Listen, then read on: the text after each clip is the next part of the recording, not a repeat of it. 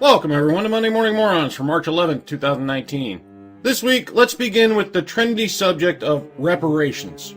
This one came across my Twitter feed, and I was a little surprised to see some otherwise fairly reasonable people agreeing with it. I guess because it was written by a self-proclaimed righty, but I'm not a partisan, so left or right doesn't convince me of a damn thing. I judge ideas on their own merits, not loyalty to a political side. The case for reparations, a slow convert to the cause. I've been traveling around the country for the past few years studying America's divides, urban, rural, red, blue, rich, poor. There's been a haunting sensation the whole time that is hard to define. It is that the racial divide doesn't feel like the other divides. There is a dimension of depth to it that the other divides don't have. It is more central to the American experience. One way to capture it is to say that the other divides are born out of separation and inequality, but the racial divide is born out of sin. Nope.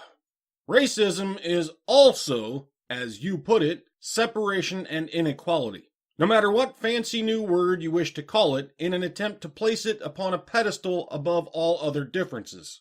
So right off the bat, I'm not subscribing to your premise. Now, I'm not going to go word by word through this whole piece because it's just too long for that, but as usual, it's linked below. You can read it for yourself. I'm just going to summarize and get to the point. What you're about to argue for here is the sins of the father, or original sin. I do not buy into these premises. America is founded upon the exact opposite of that. We do not carry the sins of our ancestors. We are judged by our own actions, not theirs. What you're essentially arguing for here is a return to a caste system. The only difference you want to make is who is born with this perpetually unforgivable sin of yours and who is not. Your premise is wrong, your resulting argument is crap, and I refuse to accept responsibility for shit I didn't do. Nor will I prescribe a privileged victim status to people who did not suffer from this sin of yours. Progress, as you folks like to pretend is the root of everything you preach, is about moving on from the past, not living in it and perpetually repeating it. America has a history of slavery. Yes, that's just a fact, and no one is denying it. But we have progressed beyond that, over a century ago. Yet folks like you won't move on. You won't progress. You keep trying to drag us all backwards. Stop it.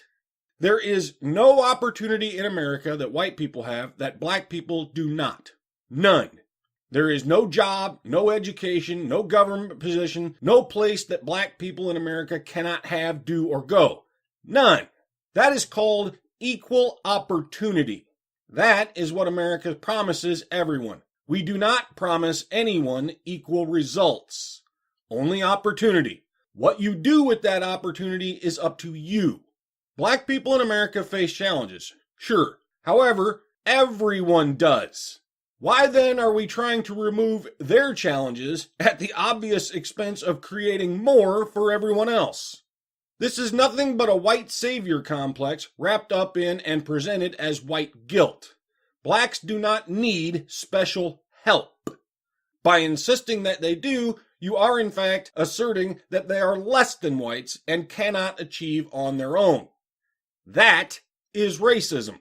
And it's been around for so damn long now, you've got the vast majority of the black community buying into that bullshit.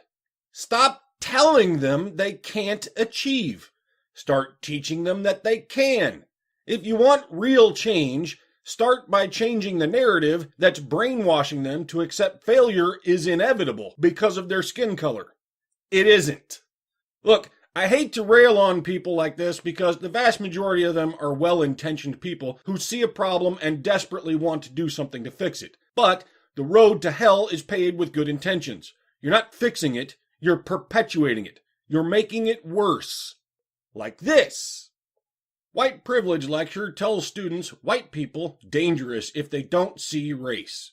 During a guest lecture at Boston University on Monday, University of Washington professor Robin DiAngelo told the audience a dangerous white person sees people as individuals rather than by skin color.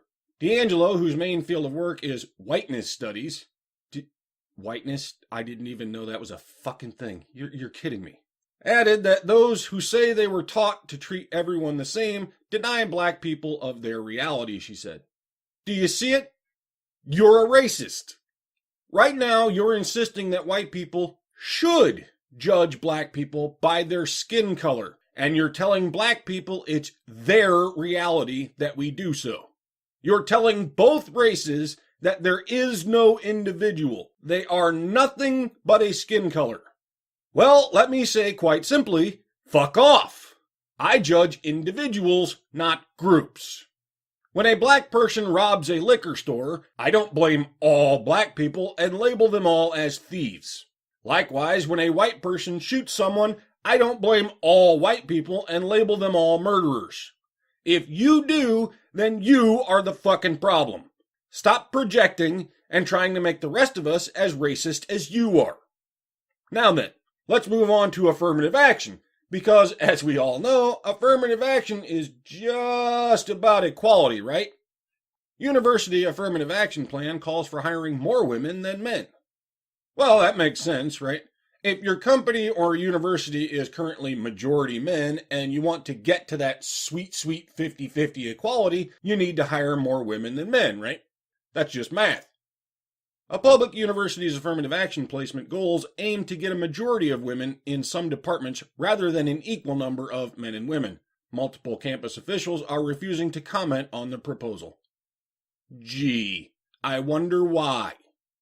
Central Washington University aims to have women make up 53% of faculty in the executive field, 61% of tenure-track faculty, 66% of technical and paraprofessional staff, and 55% of food services staff, according to the Placement Goals worksheet on the school's website. According to that document, the university already employs a majority of women in numerous departments and fields, including student support, general office support, and custodial services. Because we're not even pretending to aim for that 50-50. We already have majority women in some departments, but we want majority women in all departments. Because affirmative action is just about equality. All right, Bob, toxic time.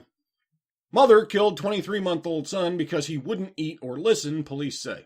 A woman accused of killing her toddler son told police she struck the boy because he wouldn't eat or listen, according to a criminal complaint. Nakira Griner is charged with murder and other counts in the death of the 23-month-old Daniel Griner Jr. Prosecutors have said the woman initially reported that her son had been abducted Friday night. A response team began a search aided by city and state police, prosecutors, and bloodhounds from New Jersey State Park Police. The child's burned and dismembered remains were found around 3 a.m. Saturday, buried under a shed in the yard of Griner's home. Griner told police she hit the boy because he wouldn't eat or listen to her, according to the criminal complaint.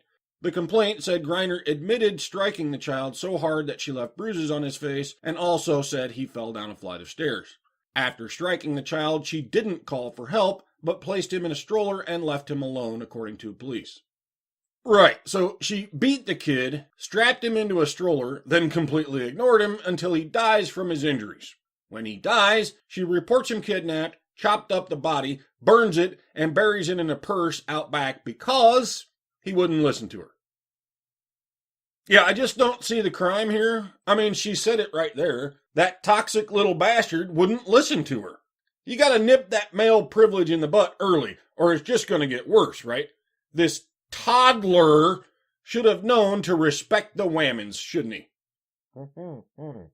Well, I'm sorry, Bob. I can't really make child abuse and infanticide funny. Help us out. Get us something lighter to wrap it up with. Airline pressing charges after passenger throws coins into plane engine for good luck.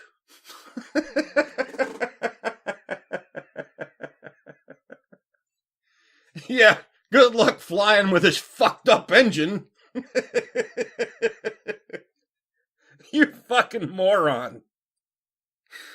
Oh, that's it for this week, folks. Remember the social justice mantra: women are victims, men are oppressors, and feminism is just about equality. I'll see you all next time.